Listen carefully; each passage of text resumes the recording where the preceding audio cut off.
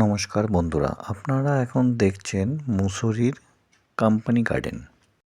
এটি মুসৌরির সবথেকে বড় এবং প্রধান পিকনিক স্পটও বলা হয়ে থাকে।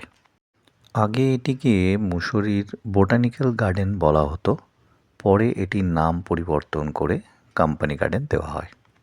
এখানে আপনি 800 রকমের বিভিন্ন প্রজাতির গাছ দেখতে পাবেন এবং ফুলও দেখতে পাবেন, যার মধ্যে পিটুনিয়া, প্যানজি, ডালিয়া এগুলি আমরা দেখে থাকি।